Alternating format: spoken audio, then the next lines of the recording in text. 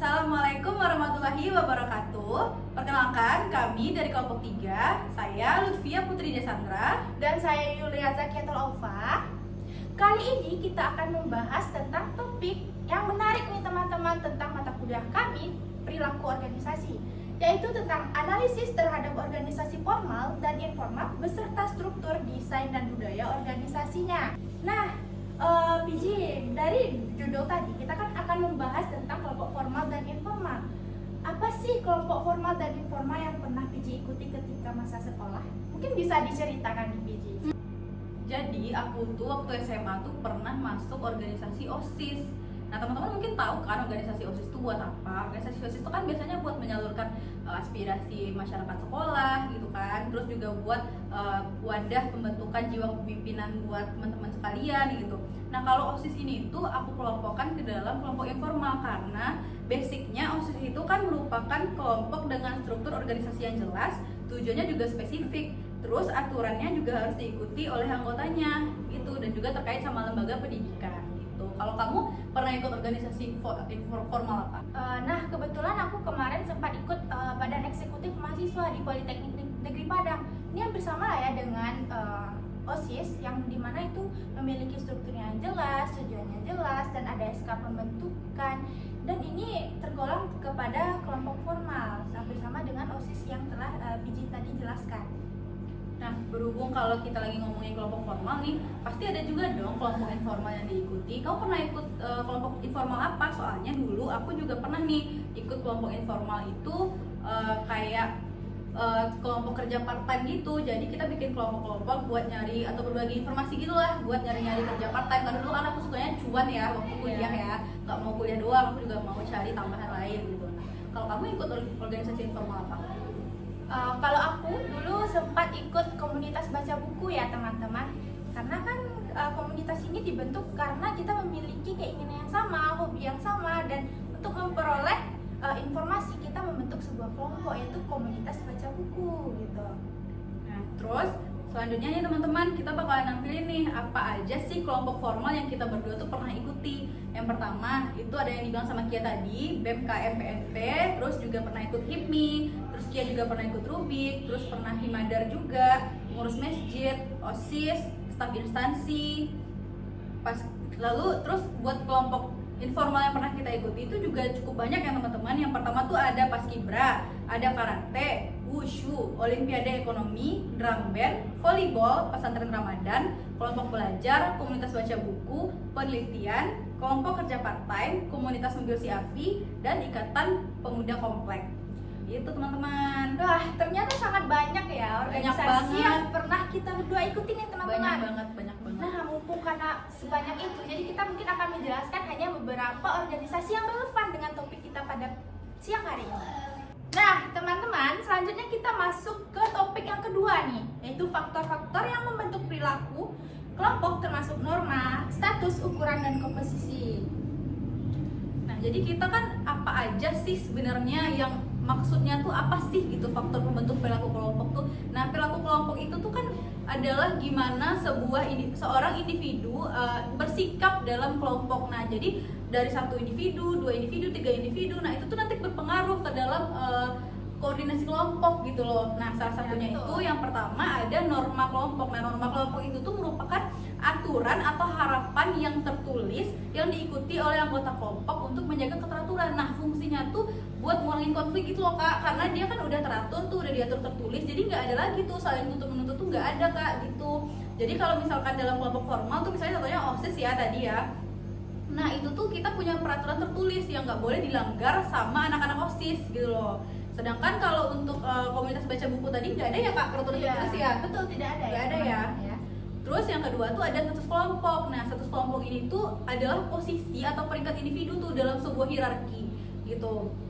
Jadi misalnya kalau misalkan OSIS tadi ya, OSIS itu tuh dalam sekolah itu merupakan peringkat tertinggi dari organisasi lah gitu ibaratnya. Nah, tapi dalam OSIS ini itu tuh ada peringkat lagi dari mulai ketua OSIS, wakil ketua OSIS, mungkin bendahara. nah itu anggota, jajarannya lagi, nah gitu Kak gitu. Terus fungsi status kelompok tuh untuk nentuin perannya, kalau ketua OSIS apa tuh perannya gitu kan. Biasanya kan mengelola organisasi ya Kak Iya, ya. terus wakilnya nanti yang bantu ketua OSIS. Iya. Sedangkan kalau misalkan dalam komunitas baca buku itu kan nggak ada status kelompok ya Kak ya. Ya, memang tidak ada. Nah, kita tuh sama aja semuanya gitu. Kita hanya berkumpul berdasarkan kemauan yang sama gitu loh, ingin membaca buku. Jadi nggak ada ketuanya, nggak ada foundernya, nggak ada apa-apa. Jadi nggak ada status kelompok gitu. Ya, seperti itu ya teman-teman. Selanjutnya itu ada ukuran kelompok ya.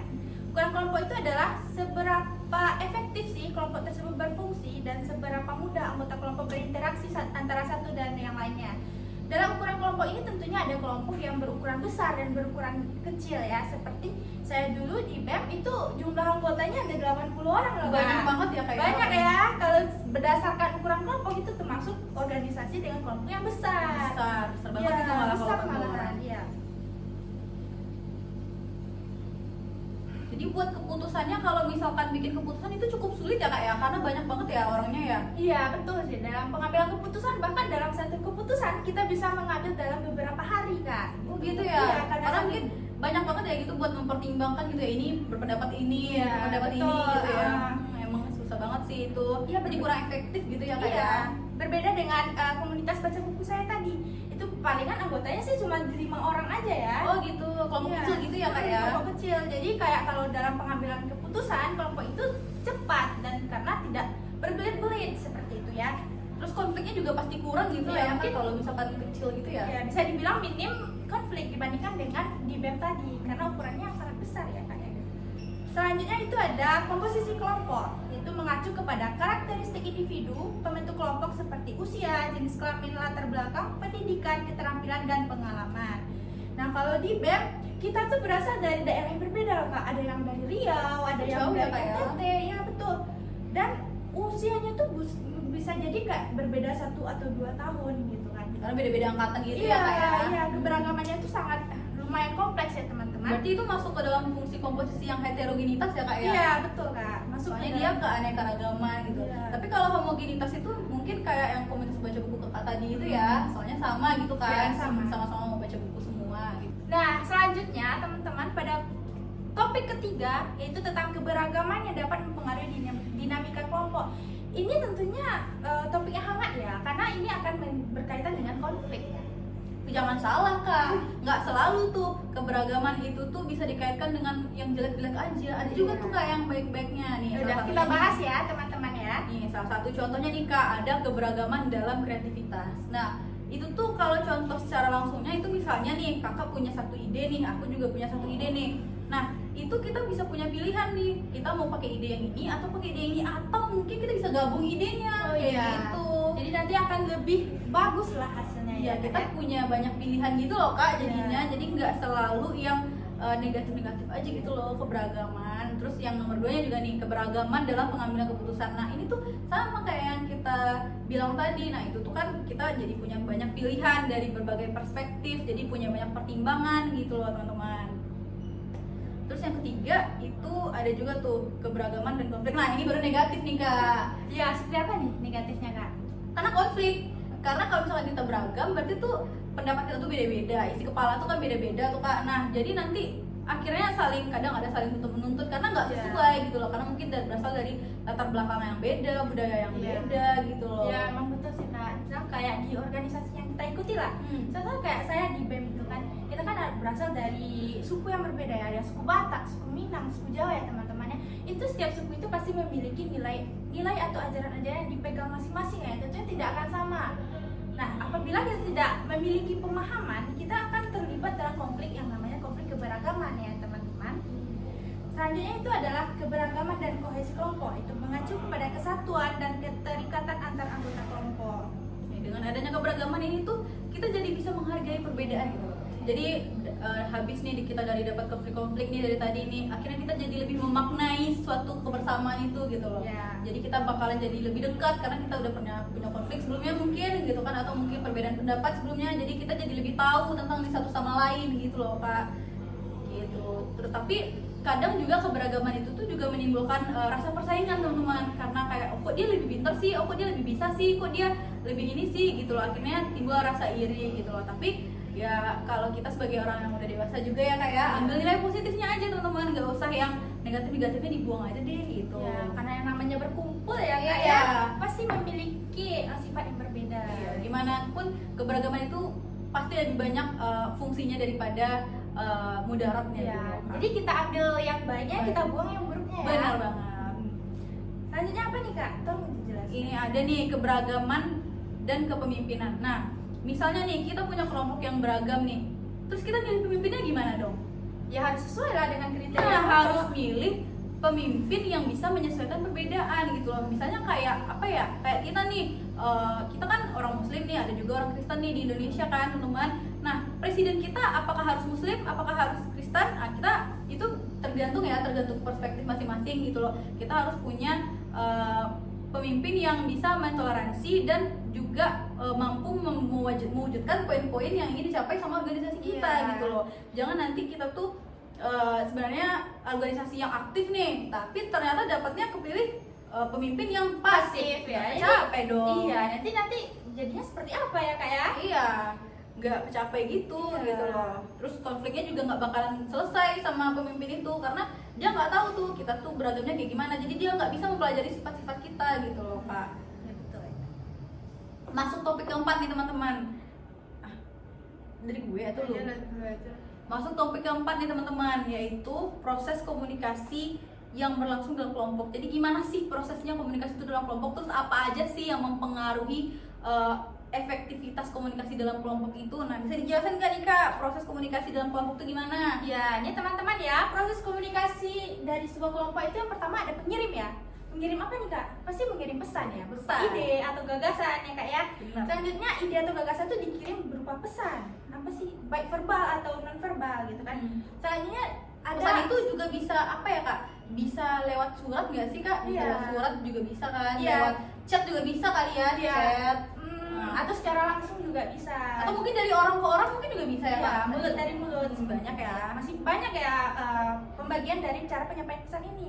Selanjutnya itu yang ketiga ada saluran. Saluran bisa secara langsung atau dari HP ya Kak ya. Kebanyakan orang sih Sekarang ya? ya Sekarang dari handphone HP. ya? Iya, benar banget. Atau enggak dari surat. Ya, itu umum sih dari organisasi formal yang diikuti kayak BEM itu. Biasanya Biasanya pakai surat ya Kak ya? iya, komunikasinya itu dari surat yang disampaikan kepada sekretaris Oh biasanya. gitu, dari ketua gitu ya, sekretaris gitu ya. Dan selanjutnya setelah pesan ini dikirim akan dikirim ke si penerima. Ya, siapa yang menerima pesan di organisasi itu misalkan. Jadi BEM itu ada sekretaris ya. Sekretaris yang menerima pesan gitu. Next Kak. Hanya dari pesan setelah diterima nanti akan adanya feedback ya. Biasanya feedback itu akan disampaikan oleh si penerima kepada si pengirim. Berarti dari sekretaris tadi balik lagi ke ketua gitu ya Kak? Ya, balik lagi dari ketua ACC dan kemudian sekretaris akan memberikan feedback kepada si pengirim pesan. Oh gitu. Akhirnya itu ada noise, itu ada gangguan. Pasti ada gangguannya Kak dalam komunikasi ya. Pasti aja lah. Hmm. Jangankan komunikasi yang pakai media, yang nggak pakai media aja tuh ada aja Iya, gangguannya Kak. betul. Gitu. Kadang kita nih ngomong nih, tau tiba-tiba hujan deras gitu kan? Nggak Ya, kedengeran. Bener banget. Ya. Kedengeran ya Kak jadinya gitu. Misalnya kalau dalam pesan nih bisa jadi sinyalnya hilang. Nah, iya bener banget. Atau pakai datanya habis ya Kak. Atau ya. mungkin mati lampu, sinyal ikut hilang juga. Iya. Atau enggak dalam pengirim pesan secara fisik kayak kertas gitu kan bisa jadi hilang. Kecepatan air, Ya, aduh, buyar, Iya, sobek gitu nggak ya. bisa gitu kan. Nah, ini ada perbedaannya teman-teman. Perbedaan budaya dan bahasa ini cenderung bisa memiliki arti yang berbeda ya dalam penyampaian pesan.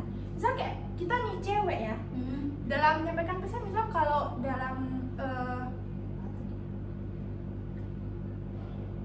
Jadi buat jadi selain dari noise itu tuh kan yang bisa menghambat pesan tuh ada juga perbedaan teman-teman.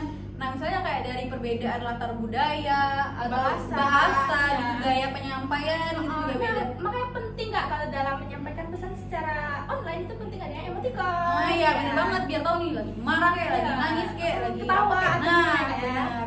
Bisa juga tuh kadang perbedaan tuh jadi bikin menghambat karena misalnya kayak contohnya kita Gen Z sekarang ini ya, itu biasanya ngirim pesan tuh separuh bahasa Inggris, separuh bahasa Iya. Indonesia. Nah, Iya. itu tuh kan mengganggu banget tuh buat gen-gen milenial atau buat yang nggak ngerti gitu kan. Jadinya kayak akhirnya pesannya nggak tersampaikan secara benar gitu Iya, loh. jadi Akhirnya- penting nggak dalam kelompok formal ini Nah. memiliki cara dalam penyampaian pesan yang baik dan benar Nah, ya. bener banget tuh. Selanjutnya apa nih Kak? Ini kita bakalan bahas apa sih yang bisa bikin komunikasi dalam kelompok itu bisa jadi efektif gitu loh Kak. Ya. Nah yang pertama tuh ada kejelasan pesan. Nah kejelasan pesan tuh kita nyampein pesan nih harus jelas tujuannya buat apa, gunanya buat apa nih pesan ini disampaikan ke siapa gitu loh. Jadi nanti nggak miskom gitu, jadi nggak salah penerima, nggak salah pesannya juga gitu. Terus penyampaian umpan balik nih, kita habis dapat pesan, terus kan mau balas lagi nih pesannya kayak gimana gitu kan. Kita tuh nggak boleh ngasal-ngasal balas juga, harus dengan keseriusan. Kita harus tahu juga nih lawan bicara kita tuh kayak gimana. Jadi Jadi jangan pesannya serius malah di bercandain, marah nanti, ya. marah nanti teman-teman. Terus kepercayaan juga berpengaruh banget nih. Jadi misalnya kayak ini trusted nggak nih isunya gitu, ini trusted nggak nih informasi yang disampaikan ini terpercaya nggak ya gitu. Terus ada juga keterampilan mendengarkan. Nah keterampilan mendengarkan tuh kan ada dua ya Kak, ada yang Iya. secara pasif, ada yang secara aktif. Iya. Nah kalau pasif itu biasanya kurang baik ya karena antara mendengarkan dan tidak gitu loh. Jadi kayak kurang memperhatikan. perlu ya memperhatikan orang yang ngomong ya. Nah gitu. Jangan-jangan orang belum selesai ngomong kita udah langsung. Nah, Jadi akhirnya nggak orang boleh. lain jadi merasa nggak dihargai gitu loh, karena kita nggak mendengarkan secara aktif gitu. Terus ada juga keterampilan komunikasi nonverbal. Nah, keterampilan nonverbalnya itu kan nggak secara lisan ya Kak, tapi secara gestur, mimik wajah, bahasa tubuh segala macem gitu loh. Nah, itu tuh penting banget Kak. Misalnya kayak kita lagi marah nih, tapi ekspresinya nggak marah, nggak tahu Iya. dong orang kalau kita lagi marah gitu loh kan. Terus nada suara tuh juga penting. Kayak kalau misalkan di chat itu gimana Kak? Apa ya? Biasanya kalau di chat kita yang tadi penggunaan emoticon ya biar jelas ya itu ekspresinya seperti apa gitu atau tidak. Kalau tidak menggunakan emoticon biasanya kalimatnya dipanjangkan kalau misalnya iya kali A-nya 3 gitu ya teman-teman. Kalau pendek? Kalau pendek jadi misalnya kayak iya gitu kan. Oh jadi marah gitu Iya, ya kayak jadi, bawaannya. orang- Oh cewek banget ya Kak. Orang yang menerima pesan mengartikannya hal negatif gitu. Itu kayak kita nih Kak, kita kan dari tadi berekspresi ya dalam menyampaikan materi kita. Apa jadinya kalau kita nggak ekspresif gitu ya? Kalau kita datar aja gitu. Iya. Nah, akhirnya orang juga bosen juga kan nontonnya Iya. gitu loh. Apalagi ini videonya panjang banget nih nanti nih. Terus ada juga nih pengelolaan konflik. Akhirnya dengan adanya keterampilan kita mengelola konflik ini, yang aturannya berantem nih gak jadi berantem. Iya. Karena kita ngambil positifnya aja. Ya, itu pentingnya komunikasi yang baik dan benar ya, Betul. teman-teman ya. Next. Terus buat topik yang kelima nih, kita bakalan bahas nih komunikasi antar individu tuh gimana sih perannya dalam kelompok gitu loh. Nah kita bahas dulu ya, yang pertama tuh peran komunikasi itu atau gunanya komunikasi itu dalam kelompok tuh antar individu tuh gimana gitu loh. Nah yang pertama tuh ada peningkatan pemahaman dan kejelasan. Nah jadi dengan adanya komunikasi itu kita jadi lebih paham tuh apa yang dibahas, apa sih topik yang lagi kita bahas, apa sih yang mau kita rencanakan gitu loh. Jadi buat inovasi kelompok kedepannya tuh dari komunikasi inilah Kak terjalin. Masa ya diam-diam doang, satu kelompok diam-diam doang, stuck di situ aja Ya, dong. nggak mungkin ya. Nah, terus yang kedua memfasilitasi pemecahan masalah secara bersama. Nah, dengan adanya komunikasi tuh masalah tuh jadi cepet kelar Kak. Kalau misalkan diam-diam aja, silent treatment, nah nggak kelar-kelar tuh, Iya, nggak nggak kelar kelar ya. kan.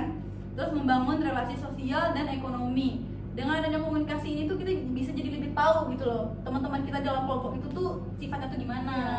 orangnya tuh gimana. Akhirnya kita jadi bisa lebih kayak mengerti satu sama lain. Oh jangan, nggak usah deh, nggak apa-apa dia orangnya emang kayak gitu atau gimana. Kita jadi lebih tahu, lebih dekat Iya. gitu jadinya Kak. Nah, komunikasi itu nggak hanya membangun hubungan ya, tetapi juga bisa menambah relasi nih teman-teman ya. Iya. Bisa sangat bermanfaat ya nanti buat kita ke depannya gitu ya Kak ya. Benar banget. Terus yang keempat tuh komunikasi itu juga berguna nih buat mencegah dan mengatasi konflik. Gak cuma nyelesain masalah aja, cuma juga bisa mencegah gitu loh Kak. Jadi kayak sebelum terjadinya konflik tuh mending kita bicarakan dulu nih gimananya gitu. Jadi akhirnya konflik ini tuh nggak terjadi karena tadi keputusannya udah dapet gitu. Ya, sangat luar biasa ya Kak manfaat dari komunikasi. Banyak banget Kak. Terus Ya. yang terakhir juga ada nih meningkatkan kolaborasi dan sinergi. Nah gitu, misalnya kayak kakak punya satu ide ini nih, aku juga punya ide ini. Nah kita komunikasikan, kita Ya. combine. Nah jadi lebih wow, lebih gebiar gitu kan Kak. Jadi akan memacu ide-ide kreatif ya Kak ya. Nah bener banget.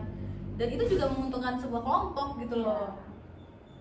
Terus gimana sih Kak caranya buat kita tuh bisa dapat komunikasi yang benar-benar banyak manfaatnya kegiatan itu gimana sih Kak caranya? Ya, yang pertama ya teman-teman itu dengan cara peningkatan keterampilan mendengarkan.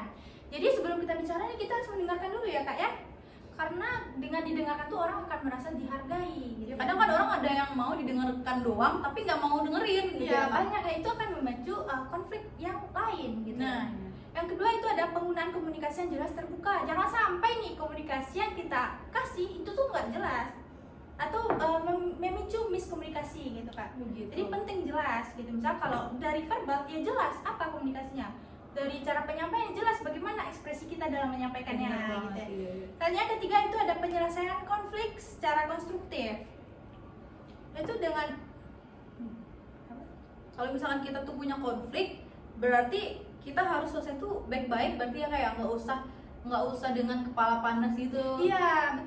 Yang ketiga itu ada penyelesaian konflik secara konstruktif ya. Jadi dalam organisasi kita perlu nih melatih anggota kelompok kita bagaimana sih cara mengkomunikasikan sesuatu gitu Kak.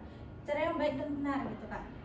Selanjutnya ada pemanfaatan teknologi yang komunikasi. Sekarang kan banyak ya teknologi yang bisa kita gunakan dalam menyampaikan pesan kita. Ya, bisa dari email, WhatsApp atau dari yang lain-lain yang dapat menyampaikan apa yang ingin kita sampaikan.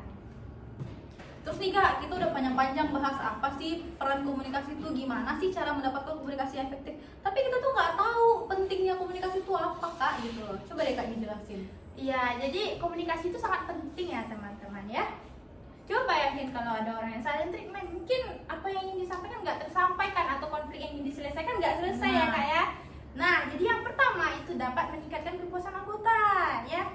Yaitu anggota merasa didengarkan dan akan meningkatkan kepuasan individu ya Kak ya. Yang kedua itu ada menciptakan lingkungan yang dapat mendukung inovasi. Dengan kita berkomunikasi nih, kita dapat mengeluarkan atau menarik ide-ide orang lain gitu Kak. Yang ketiga itu ada memperkuat komitmen terhadap tujuan kita bersama. Dengan adanya komunikasi, kita dapat mempererat jalinan, mendorong dan memotivasi teman-teman kita untuk selalu menempuh atau menjalani tujuan yang telah kita tetapkan. Jadi tujuan yang kita ingin raih itu akan lebih cepat terlaksana gitu karena komunikasi yang baik tadi gitu. Nah, tadi kan kita udah bahas tadi ada peran komunikasi, strategi dan manfaat komunikasi itu sendiri ya. Selanjutnya itu apa sih hambatan yang sering muncul dalam komunikasi dalam sebuah kelompok dan bagaimana strategi untuk mengatasi hambatan tersebut Kak? Jadi hambatan komunikasi itu bisa macam-macam ya teman-teman. Yang pertama tuh bisa dari perbedaan persepsi. Nah, jadi kan beda orang tuh beda isi kepalanya ya. Nah, gara-gara beda persepsi ini kita bisa jadi konflik ya teman-teman. Nah, gimana sih cara mengatasinya? Nah, itu tuh dengan cara meningkatkan pemahaman bersama, dengan komunikasi tadi lagi juga kita gitu biar tahu gitu loh. Jadi orangnya gimana gitu. Terus yang kedua itu ada juga gangguan fisik dan teknologi. Nah, misalnya kayak suara bising, gangguan sinyal, atau mungkin kita yang nggak bisa mengoperasikan sebuah Teknologi. Nah, itu juga bisa menjadi hambatan. Nah, gimana sih strateginya? Nah, kalau misalkan bising ya kita pindah ke tempat yang lebih nggak bising, yang lebih tenang gitu loh. Kalau misalkan nggak ada sinyal, kita cari tempat yang lebih ada sinyalnya gitu.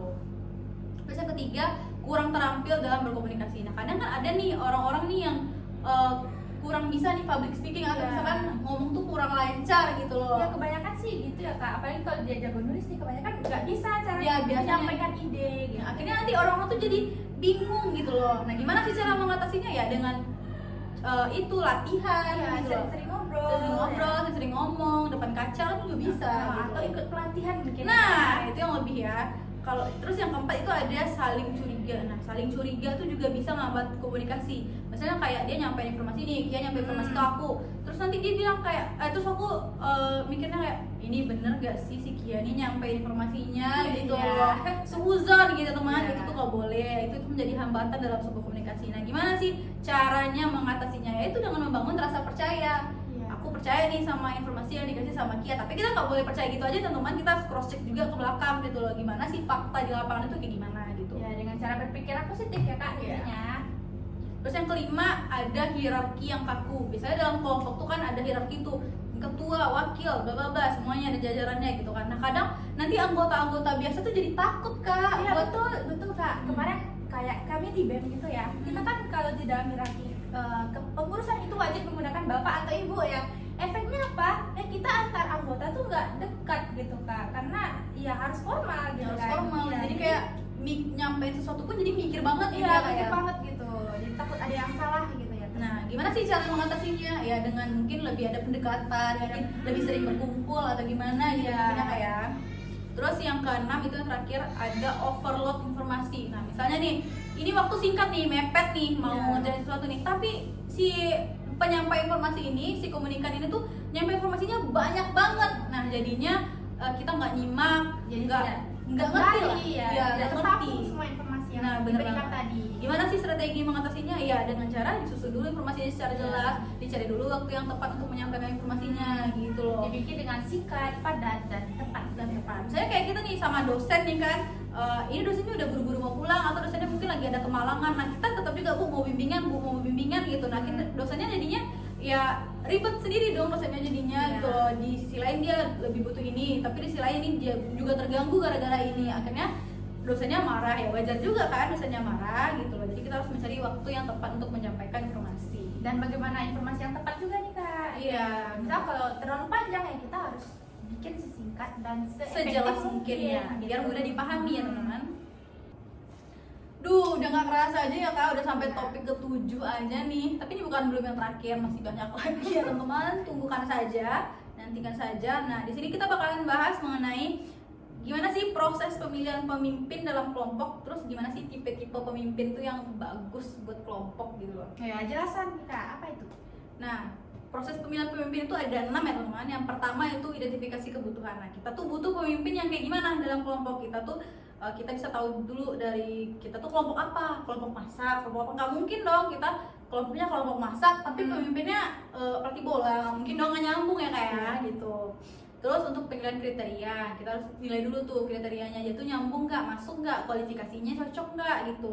Saya kalau misalkan kita ada kelompok masak ya harusnya chef juga dong gitu yang jadi pemimpinnya, atau mungkin orang-orang yang kompeten di dalam bidangnya gitu. Terus yang ketiga, organisasinya apa ya harus sesuai dengan Sesuai. latar belakang pemimpinnya. tujuannya juga harus Ya. tahu gitu kan. Terus yang ketiga itu ada pemilihan proses. Nah, proses pemilihan itu biasanya ada tuh voting. Kalau kakak di BEM dulu gimana tuh? Voting kebetulan kak. Oh, voting ya gitu. Terus ada juga tuh yang kayak pemilu-pemilu itu kan ada coblos-coblos gitu. Itu kan sama juga voting berarti ya. Kadang ada juga yang diputuskan sama petinggi-petinggi gitu, ada juga. Ada sih kak. Ada Ya, kan? bisa secara bersama kayak mufakat gitu biasa Iya. pemilihan anggota ketua kelompok Ya, heeh. pemilihan ketua kelas ya. Ah ya, itu kan bersama tuh Ya. ditunjukkan kan siapa yang mau gitu kan. Iya, tidak dari voting, tapi dari kesepakatan bersama. Benar banget. Terus ada juga yang keempat itu seleksi kandidat. Nah setelah nanti ada nih beberapa calon kandidat nih, nah kita seleksi lagi gimana sih, misalnya kayak kalau misalkan yang masak tadi ya, tadi mungkin kita bisa juga lihat dulu kemampuan masaknya apa aja, terus mungkin dia udah jadi pemenang di lomba apa aja gitu loh. Ya, misal kayak aku di kemarin ini seleksi kandidat itu biasa didasarkan atas tahun itu kak. Misal dia nggak boleh dari tahun pertama atau maba itu harus mahasiswa gitu. yang berada di tahun kedua. Oh gitu, jadi nggak boleh yang mau maba banget Ya, gitu ya, nggak boleh juga IPK-nya yang jelek nih kak. Masa Oh. pemimpin IPK-nya jelek? Oh ya? iya benar banget, benar banget. Iya, Nggak kompeten dong. Nggak kompeten. Iya benar. Terus yang kelima ada pemilihan pemimpin. Nah udah selesai nih, udah selesai diseleksi, udah di voting, udah diapain segala macam. Nah dipilih lah nih siapa yang bakalan jadi pemimpin dalam suatu kelompok tersebut. Terus dalam waktu 6 bulan atau 1 tahun kepemimpinan pemimpin yang terpilih tadi itu akan diadakan evaluasi atau umpan balik. Jadi kita periksa nih kinerjanya bagus nggak nih, dia nih kompeten nggak nih, bagus nggak nih, maju nggak nih kelompok dalam tangan dia gitu. Selanjutnya itu ada tipe-tipe kepemimpinan yang efektif. Tentunya dalam setiap tipe kepemimpinan ada kelebihan dan kekurangannya ya teman-teman. Yang pertama itu ada kepemimpinan yang autokratis, yaitu pemimpinan yang cenderung membuat keputusan sendiri tanpa melibatkan orang lain. Kelebihannya ya otomatis keputusan diambil akan lebih cepat. Nah, tipe kepemimpinan ini akan lebih cocok jika dalam situasi yang krisis. Namun kekurangannya, mungkin anggota kelompok akan merasa tidak dihargai atau kurang terlibat dan bisa mengurangi motivasi. Yang kedua itu ada pemimpin demokratis, yaitu pemimpin yang melibatkan anggota kelompok dalam proses pengambilan keputusan. Kelebihannya membuat anggota merasa lebih dihargai, termotivasi, dan kontribusi. Nah, tipe kepemimpinan ini sangat cocok untuk kelompok yang memerlukan ide-ide kreatif dan inovatif. Kekurangannya mungkin keputusan akan lebih lambat dan lebih lama ya, karena banyak ide gitu. Selanjutnya itu ada kepemimpinan laissez-faire, yaitu kepemimpinan yang memberikan kebebasan penuh kepada anggota kelompok untuk membuat keputusan dan mengelola pekerjaan mereka. Kelebihannya mungkin anggota kelompok akan jadi lebih kompeten dan mandiri. Kekurangannya ya tentu akan kurang dalam arahan dan anggotanya cenderung akan bingung ya teman-teman. Selanjutnya itu ada kepemimpinan transformasional, yaitu kepemimpinan yang cenderung menginspirasi, memotivasi untuk mencapai tujuan yang lebih besar daripada yang mereka pikirkan mampu untuk dicapai. Kelebihannya mungkin dapat meningkatkan motivasi dan semangat kerja dari anggota kelompok. Kekurangannya tentu proses perubahan yang terus-menerus bisa membuat beberapa anggota merasa cemas atau tidak nyaman.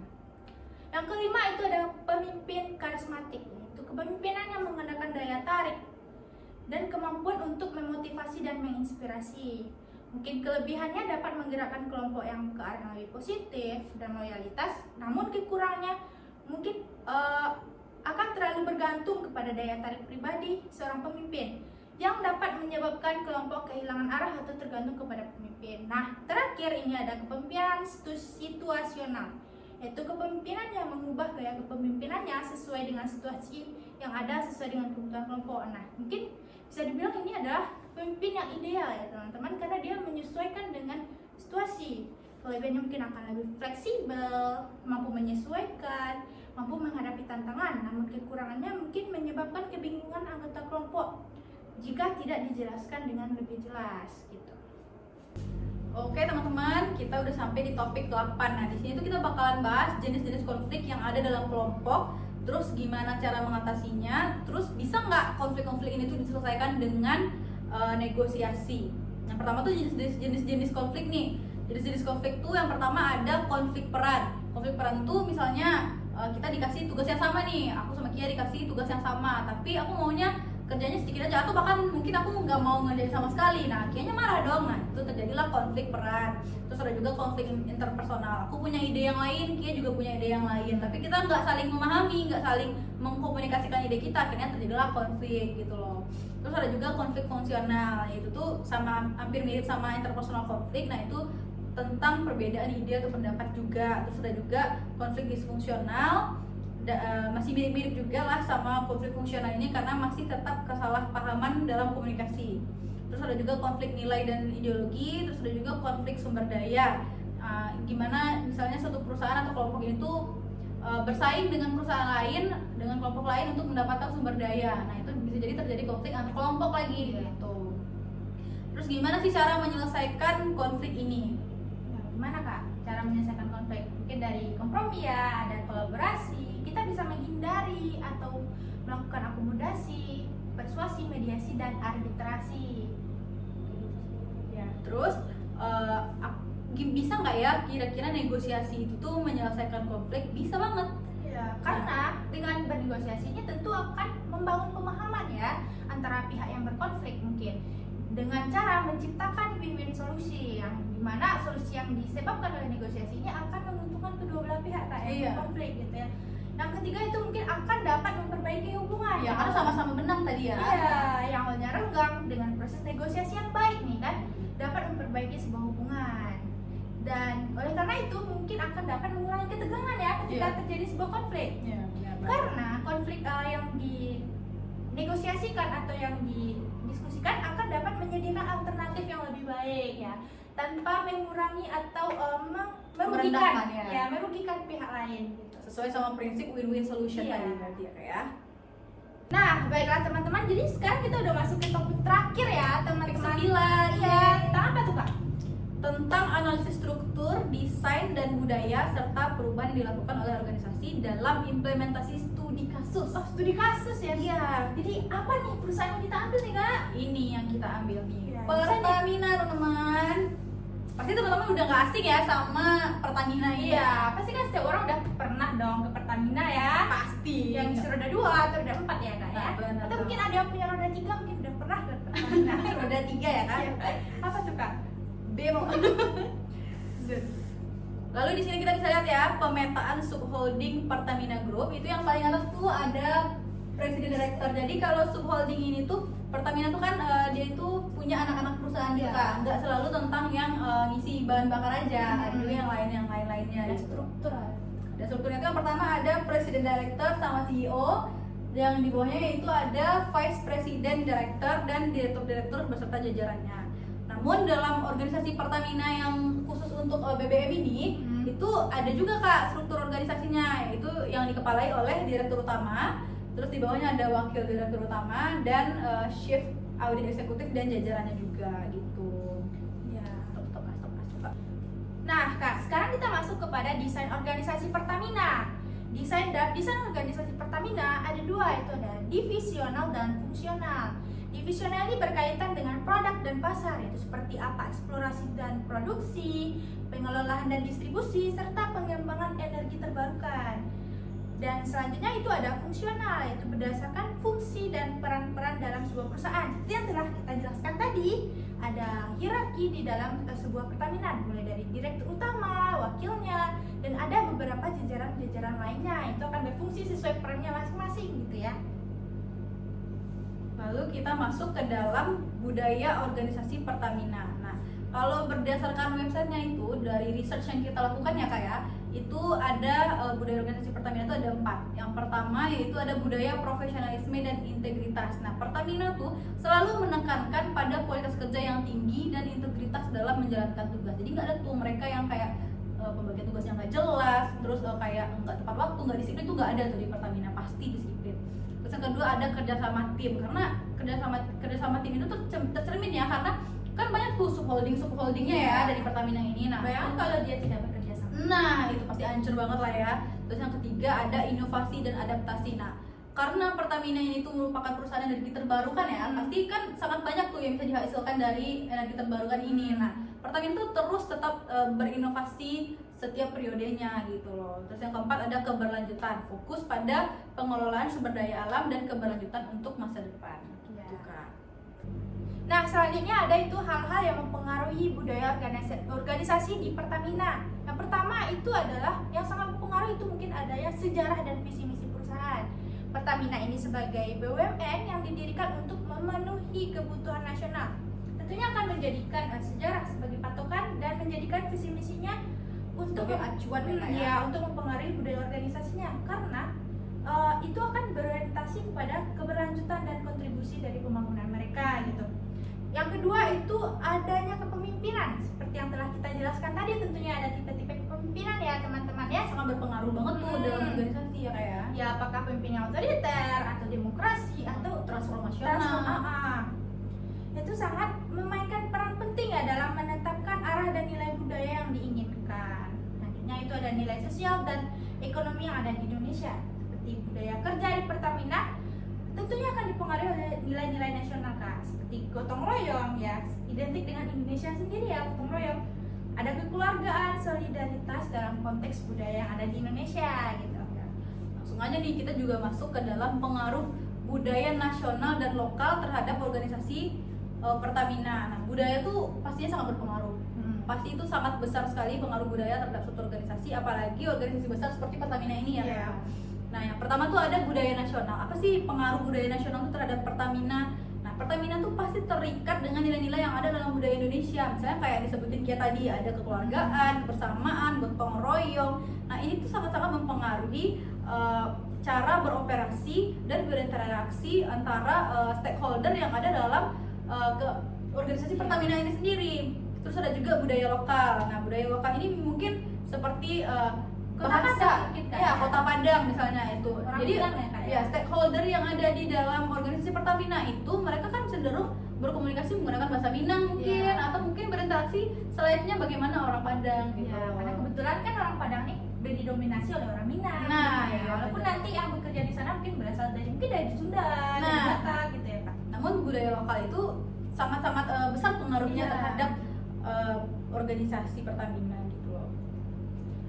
Selanjutnya, perubahan apa sih yang telah dilakukan oleh Pertamina? Pertamina ini tuh udah banyak banget sih perubahannya Iya. dari tahun ke tahun, dari tahun didirikannya itu sampai sekarang tuh udah banyak banget. Misalnya kayak transformasi digital. Nah, kalau dulu kan masih manual ya. Iya. Kalau sekarang tuh Pertamina udah pakai big data, terus sistem informasinya tuh juga udah berbasis cloud gitu. Terus Ada juga diversifikasi energi dengan mengembangkan energi terbarukan, kayak proyek tenaga surya gitu, Ya. atau pembangkit listrik tenaga angin, dan ada juga bioenergi, ada juga Iya, Kak. ada.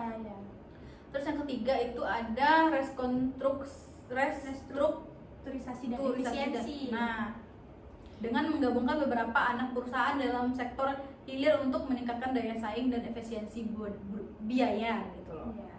Dalam rangka mengembangkan perusahaannya, tentu dia akan selalu mengembangkan infrastruktur yang mereka miliki ya. Misal kayak meningkatkan pengelolaan fasilitas pengembangan energi gitu ya Kak. Ya, kayak kemarin tuh ada juga tuh pembangunan Iya. kilang minyak baru Hmm. Pertamina ya Kak ya. Tentunya ada pengurangan emisi karbon ya, karena kan emisi karbonnya tentunya sangat berbahaya ya. Iya. Nah, Pertamina ini harus terus bertransformasi dalam perubahan dalam menanggulangi emisi karbon yang mungkin dapat Apalagi disebabkan ya. manusia makin lama makin banyak ya Kak ya. Iya. Berdampak buruk bagi kesehatan ya teman-teman.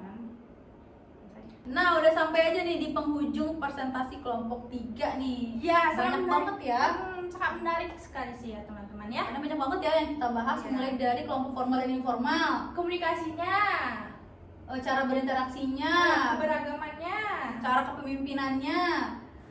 dan cara proses negosiasi konfliknya. Yang terakhir tadi ada ada studi kasusnya nih teman-teman tentang PT Pertamina ya. Benar banget.